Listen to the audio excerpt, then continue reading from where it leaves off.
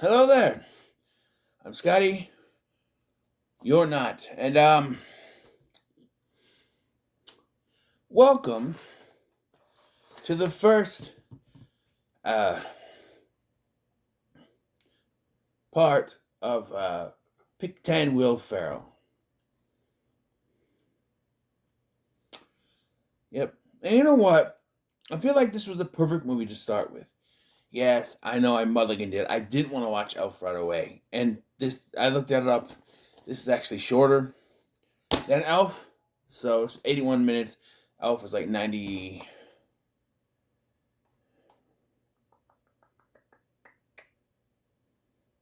I saw it earlier.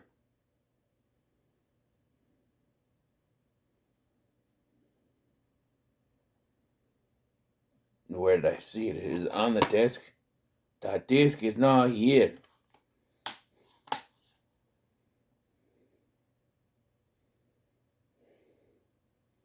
It is 95 minutes. Okay.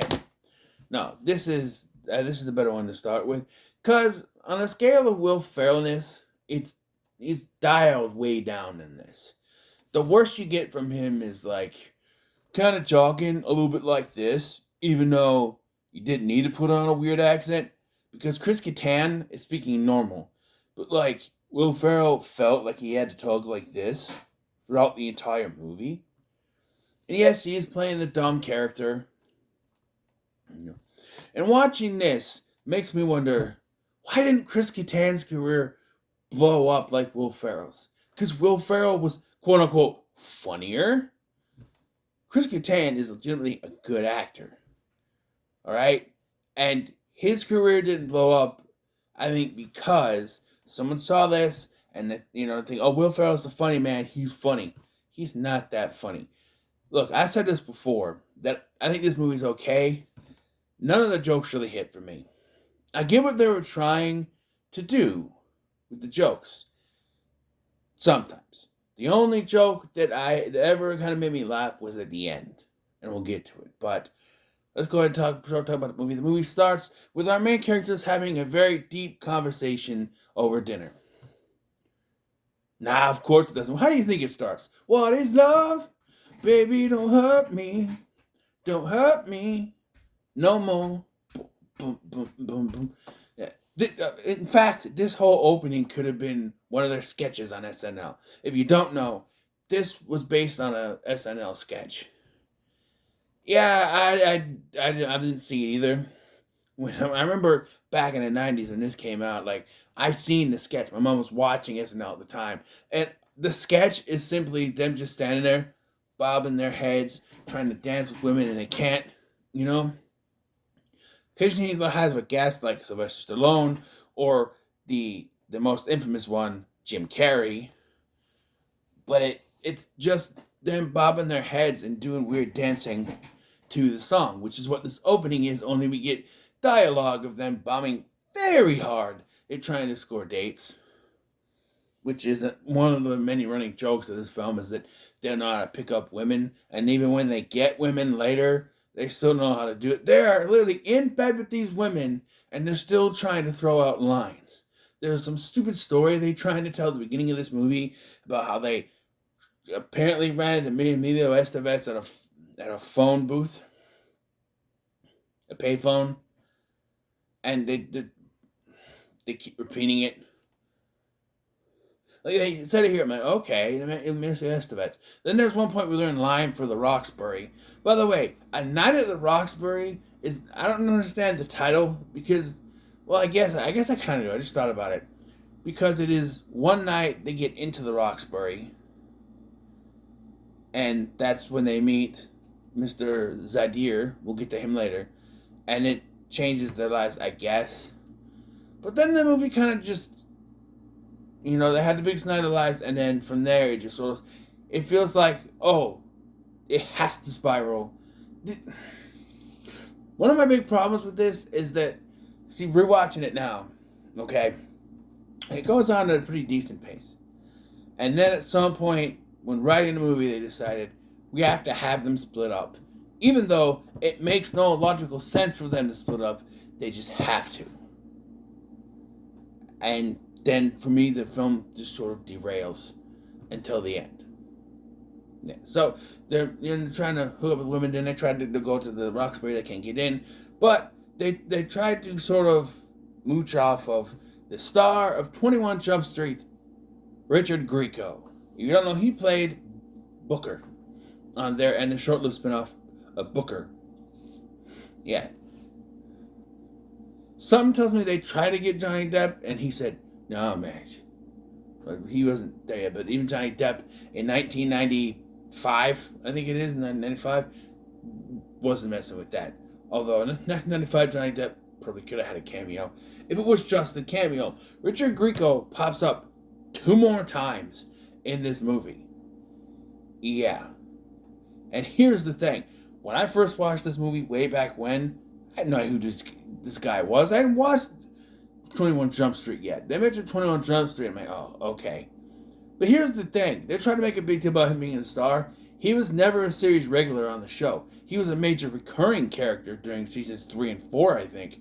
But he was never major. He got his own spin-off. It failed.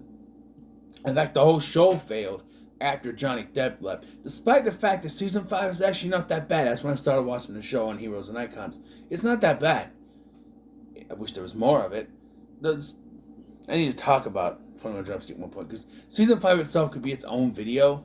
Well, not really, but like, it's a discussion. Because they were trying one thing for 2 episodes. I guess it didn't work, or they found someone who could replace Johnny Depp. Literally, the actor who plays the new character is like a Johnny Depp replica. The hair of that time, everything. I'm telling you. Anyway, it wasn't Richard Grieco either. It was some other guy. But anyway, and I'll tell you, the first 2 episodes are not that good. But then once they bring in the new Johnny Depp guy, it gets better. And then they bring another character, and then they give it. It's the latter half of season 5 is also not so good because there's only 2 characters left, 3 if you count Stephen Williams. Anyway, back to the damn movie. Okay, so they have an overbearing dad played by Dan Hedaya. So are they supposed to be Indian? Because it makes no sense. Dan Hedaya looks like he's supposed to be. The last names are Butabi. Is that Indian? Neither of them are. I don't know. That day it looks like he's supposed to be. I don't know. He wants Steve to marry this guy's daughter, Emily, played by. What's her name? You know, the superstar lady. What? I forget her name. Molly Shannon. I didn't even, because of course they're gonna have they have SNL actors in here, much like with the earlier ones like Wayne's World. They have actors that were currently on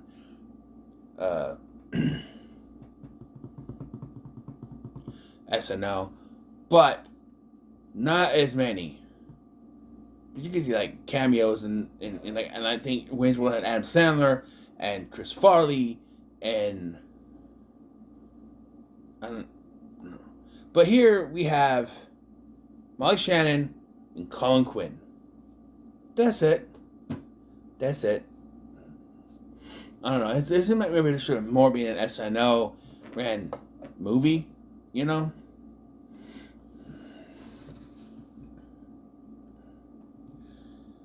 But yeah, so they try to get into the club. They can't get into the club. The dad wants Steve to marry this girl so that both families can merge together. One of those things. And I'm in the mob. That's like a mob thing. I've seen shows and movies where, by the mob, we got married.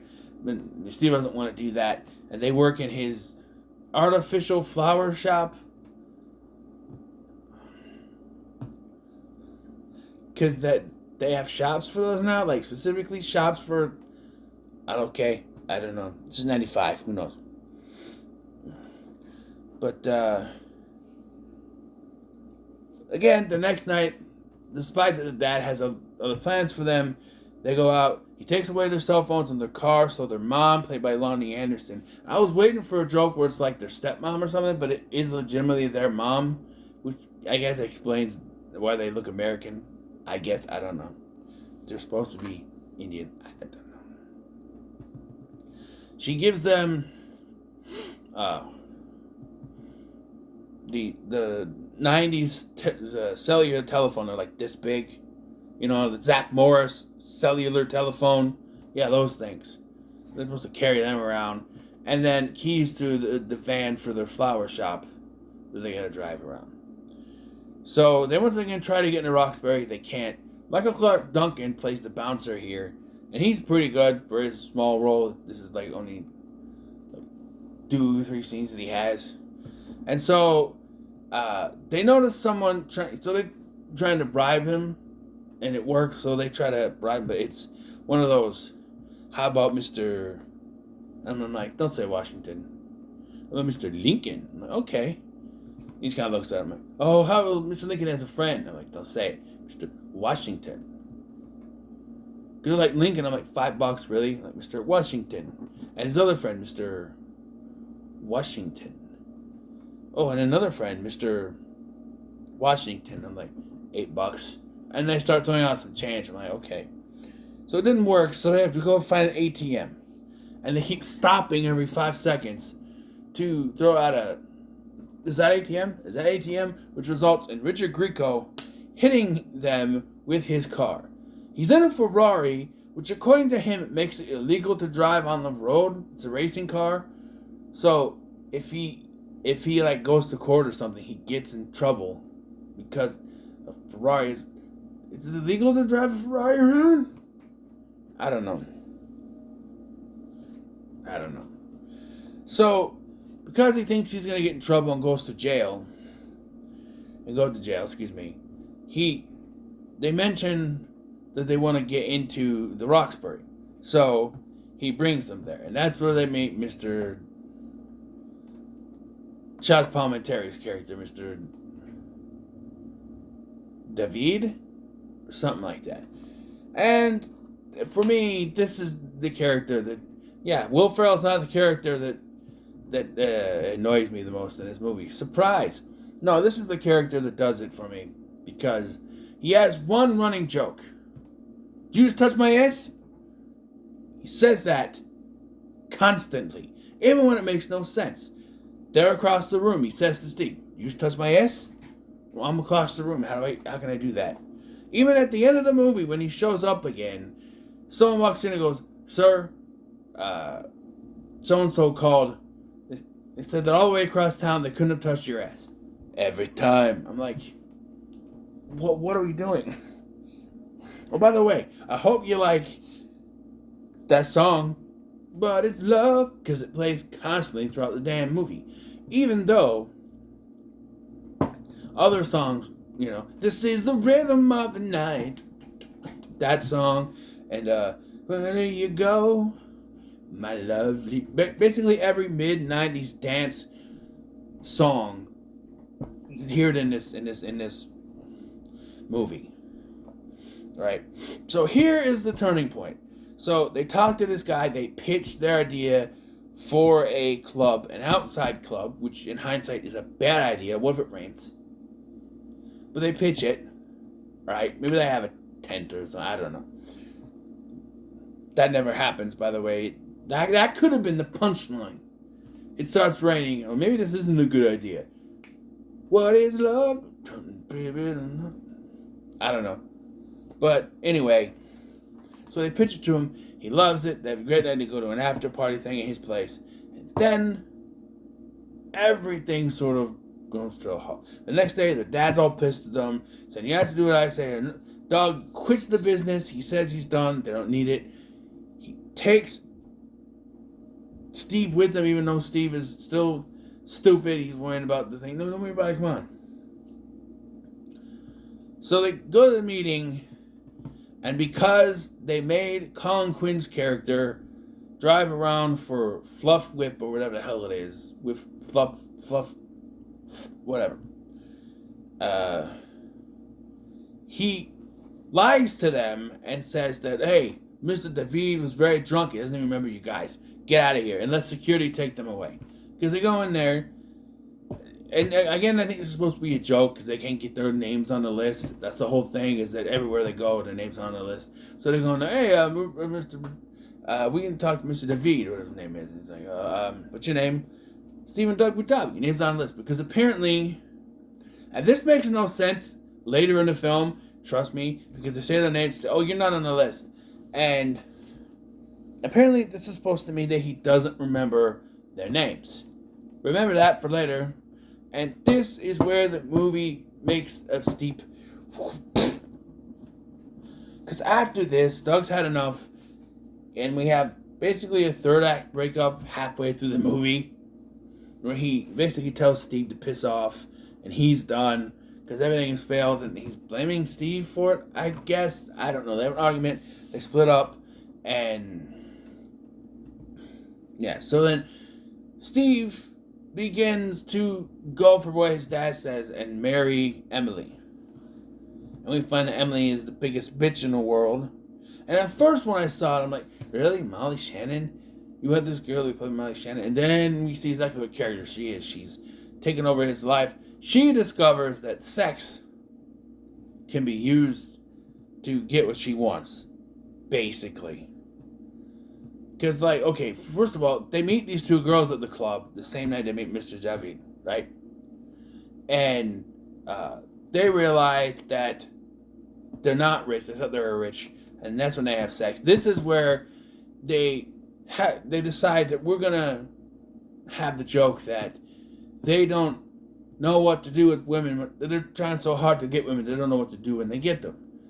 So the best way to represent this, there it is for them to keep on hitting on them, even though they say, you got us, you don't need it, you know. They keep on throwing out the lines. They're doing the stupid Emilio story. It just doesn't make any sense. They're not... I could see Steve doing it. He's supposed to be the dumb one, but Doug's supposed to be the smart one. You think he would know what to do. Again, it is both their first times, but still.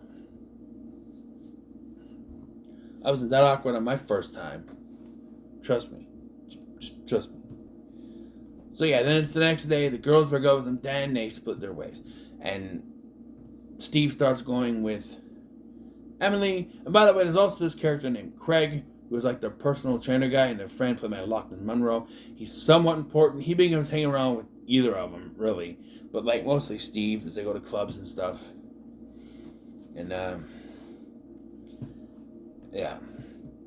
So we see like the ups and downs of Steve's relationship with Emily, where he really doesn't want to do this, but he's got to do it. And the sex has got him whipped, you know. So it comes to the wedding day, and out of nowhere, Doug shows up, and they have this. He makes this big speech, and they hug it out. I can't even finish that sentence. Now, how do you think he gets him back? What is love? Baby, don't hurt me. Don't hurt me no more. And it's not some speech. They just start bobbing their heads. Yeah, and he takes off, and there's sort of a talk between them. And then Craig decides, I'm going to marry Emily. And he's like, oh, I got like 0.53 body fat, and I work out every day. I hope to have my own fitness bar. By the way, his running gag is that he's always throwing out fitness bars or whatever. Yeah. So the guys get back together, proving that really was no point for them to split up other than to fill the runtime. It's 81 minutes. And you think this is it, right? It's over? Nope. We got one last thing. They're driving down the street, right?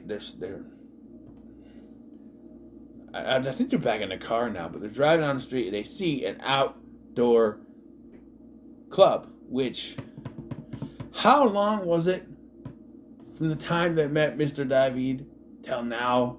How did he get this made so quick? Was it really that long? Montages and stuff, was it really that long? I guess so. And they go up and they say, you can't get in unless your name's on the list. And they say their names, and surprisingly, they're on the list.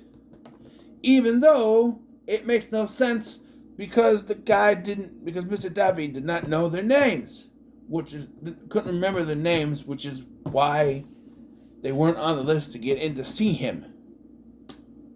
He even says those guys from last night. So the whole running joke about them not getting on the list was to set up that they'd be on the list. But part of that running joke, where they go to his office, and not on the list because he doesn't remember their names, now doesn't work because they're on the list to the club because he has their names. It just doesn't make any sense.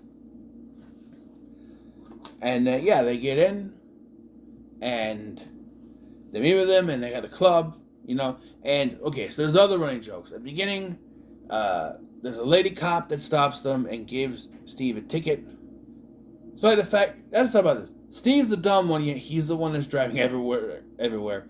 And then Doug keeps calling this credit card lady, credit vixen as he calls her, and hitting on her. The payoff is that she hears him. She's at the club. She hears him talking, and he hears her voice, and they sort of start. They hit it off, and then surprise, she's with the hot lady cop from the beginning of the movie. And they walk onto the dance floor, and then the one funny joke in the movie happens. It starts playing, "What is love? Baby, don't hurt me. Don't hurt me no more." Credit Vixen says, "Oh, I love this song." And to which Doug replies with, "Oh, really? I'm kind of getting sick of it." That's the funny line, baby. That's the one funny line in the damn movie. And I thought maybe it would change on a rewatch. But no, that is still the only funny joke in the movie for me. Everything else just makes me go, really? Really?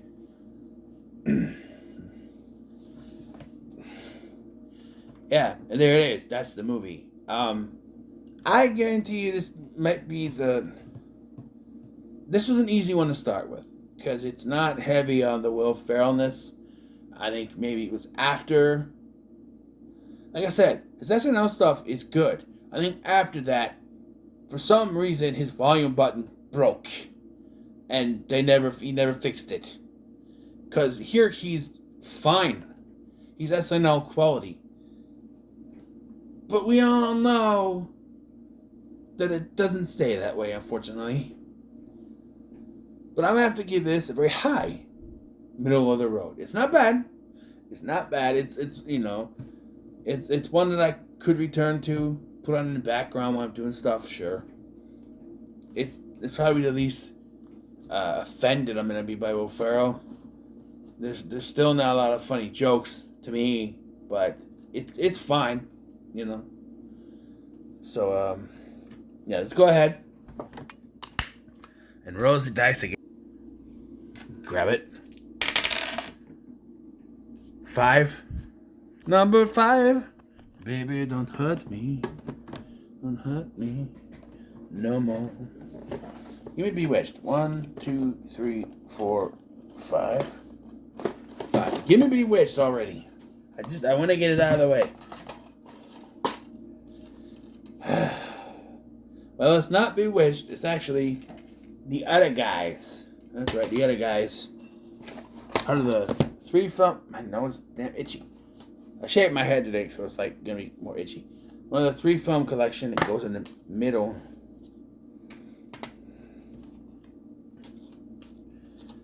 Yeah, I probably won't be getting this one done today. I'm probably done. So yeah, this was a decent start, I think, to it. And I don't know. Let's hope it doesn't. I don't know, because I know it's going to get worse. I know it is. Honestly, if I could pick it myself, no, I would have picked Bewitched because I want to know. I want to see that movie. But this would have been second, I guess. But yeah. So, what are your thoughts on Night of the Roxbury? Leave a comment below. Make sure to like, share, and subscribe. Thank you for watching. I've been Scotty, and I'll see you in the next one.